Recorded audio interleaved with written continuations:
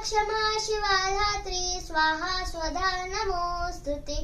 ओम गं गणपतिये नमः।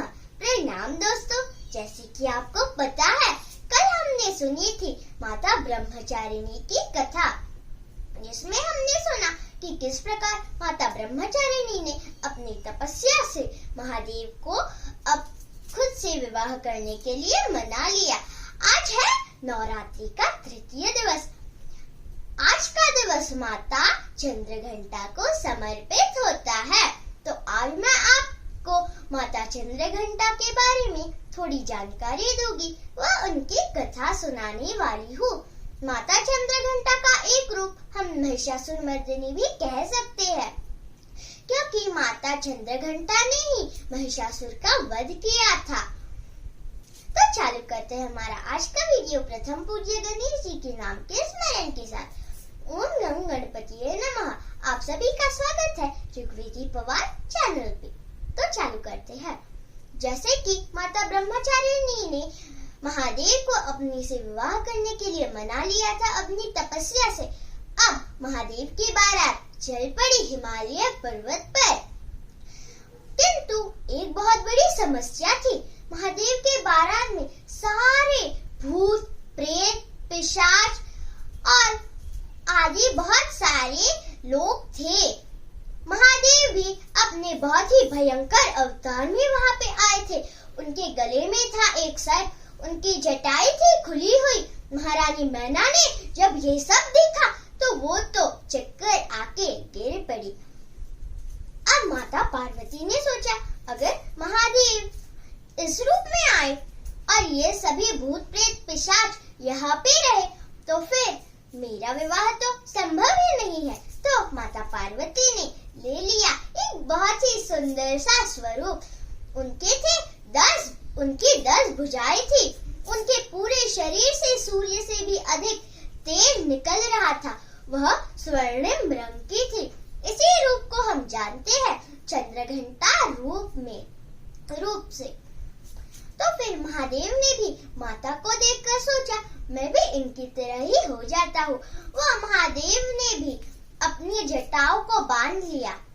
उनके इस स्वरूप में वह भी माता चंद्रघंटा की भांति बहुत ही सुंदर दिख रहे थे। महारानी मैना ने जब महादेव को देखा तो उन्हें ठीक लगा और इस प्रकार संपन्न हुआ माता चंद्रघंटा का विवाह। तो अब मैं आपको माता चंद्रघंटा की एक और जानकारी दूंगी या फिर कथा सुनाऊंगी। महिषासुर नामक एक असुर था। अब हम उसे असुर कहे या प्राणी कहे, एक ही बात थी, क्योंकि वह आधा महिष था व आधा इंसान। उसने ब्रह्मदेव की घोर तपस्या करके ब्रह्मदेव से यह वरदान प्राप्त किया था कि उसे कोई भी न मार सके, एक स्त्री छोड़ के कोई भी न मार सके। स्त्री के अलावा ब्रह्मदेव ने कह दिया तथास्तु। तो फिर महिषासुर ने पूरे स्वर्ग लोक में हाहाकार मचा दिया था। अब क्या कर सकते थे बेचारे देवी देवता। सभी देवी देवता चले गए त्रिदेवों के पास सहायता मांगने के लिए। त्रिदेवों को भी बहुत ही क्रोध आया। सभी तीनों त्रिदेवों के अंदर से एक ऊर्जा उत्पन्न हुई, एक तेज उत्पन्न हुआ, जिससे एक बहुत ही सुंदर देवी की उत्पत्ति हुई। उस देवी की 10 भुजाएं थी। उन 10 ही भुजाओं में देवताओं ने दिए हुए उपकरण थे। महादेव ने दिया हुआ त्रिशूल, विष्णु ने दिया हुआ चक्र व ब्रह्मदेव ने दिया हुआ कमंडल। सभी देवी देवताओं ने उन्हें बहुत सारी चीजें दी। उन 10 ही चीजों को वह अपने हाथ में लेकर चल पड़ी। उससे पहले हिमालय ने उन्हें एक शेर दिया था। वह शेर महिषासुर के सामने आते ही दहाड़ने लगा। महिषासुर उस देवी को देखते ही बहुत डर गया, किंतु उसने हार नहीं मानी। उसने अपने सेनापति को भेज दिया उससे लड़ने के लिए, किंतु माता ने उसका अंत कर दिया। फिर महिषासुर का युद्ध माता के साथ 9 दिनों तक लगातार चलता रहा और माता ने आखिरकार क्रोध में आकर अपने त्रिशूल से उस महिषासुर नामक दुष्ट असुर का वध कर दिया। सभी दुनिया में, पूरी सृष्टि में खुशियां ही खुशियां छा गई। अब मैं आपको माता के बारे में थोड़ी जानकारी दूंगी। उनके एक हाथ में है त्रिशूल, एक हाथ में है चक्र, एक हाथ में है कमंडल, एक हाथ में है वज्र, अगले हाथ में है एक तलवार, अगले हाथ में है एक धनुष, दूसरे हाथ में है एक बाण। ऐसे बहुत सारे उपकरण माता के पास है। उनके पास एक शंख भी है।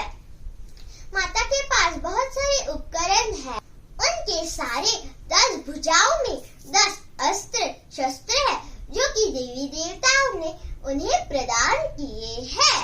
इतना ही नहीं, अब मैं आपको बताऊंगी माता का नाम माता चंद्रघंटा क्यों है। माता का नाम चंद्रघंटा इस कारण से है क्योंकि उनके शीश पर एक मुकुट है, उस पर चंद्र के स्वरूप में आधा घंटा लगा हुआ है। इस कारण उनका नाम माता चंद्रघंटा है। अगर आपको मेरा यह वीडियो पसंद आया तो लाइक, शेयर और सब्सक्राइब जरूर कीजिएगा। धन्यवाद।